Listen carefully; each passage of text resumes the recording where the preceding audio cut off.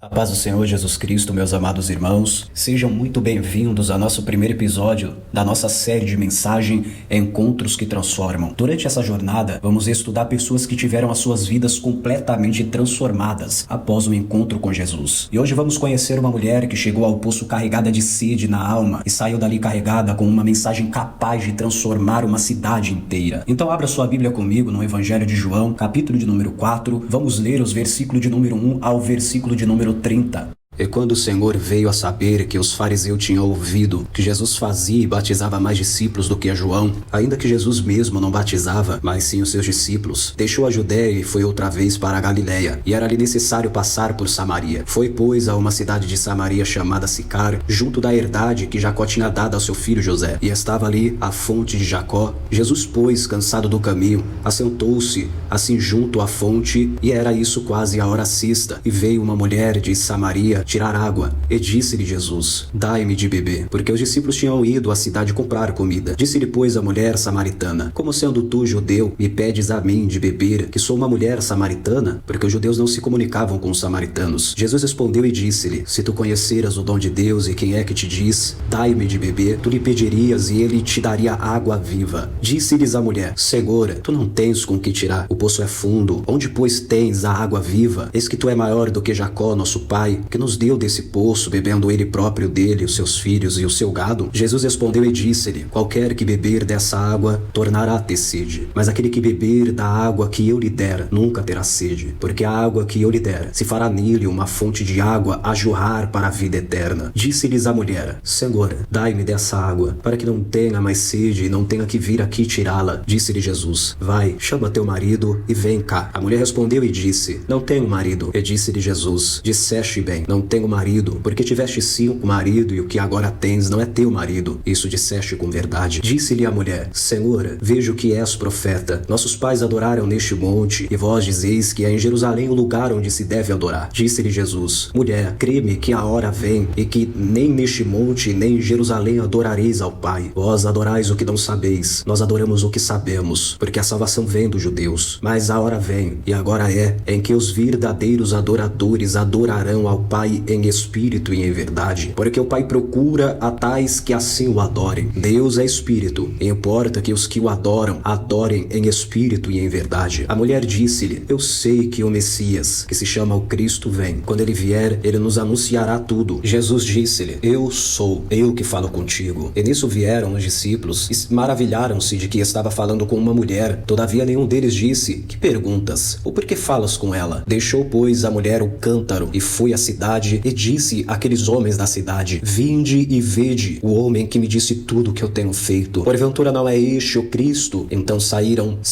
pois, eles da cidade e foram ter com Jesus. Agora que lemos o texto, antes de entendermos nos detalhes deste encontro, precisamos entender algo muito importante sobre o contexto dessa história. Naquele tempo existia uma grande divisão entre judeus e samaritanos. Havia preconceito, rejeição e conflitos que já duravam há anos. Os judeus evitavam passar por Samaria. Muitos faziam caminhos longos apenas para não atravessar aquela região. Mas a Bíblia nos diz que Jesus ele precisava passar por Samaria. Não porque aquele era o único caminho, mas porque havia uma mulher que precisava ter um encontro com ele. Enquanto os homens enxergavam barreiras, Jesus enxergava uma alma. Enquanto a sociedade enxergava uma mulher rejeitada, Jesus enxergava alguém que precisava ser restaurada. E é exatamente aqui que encontramos a primeira grande lição deste texto. A primeira lição é: Jesus vai ao encontro de quem o mundo rejeita. Quando aquela mulher chegou ao poço, ela não esperava encontrar ninguém, muito menos o Messias. Ela estava acostumada a ser julgada, acostumada aos olhares de reprovação, acostumada à rejeição, mas Jesus foi ao encontro dela. Isso nos ensina que não existe pessoas esquecidas demais para Jesus. Não existe história quebrada demais para Jesus. Não existe pecado grande demais para impedir a graça de Deus. Talvez existam pessoas que já desistiram de você. Talvez existem pessoas que conhecem apenas os seus erros.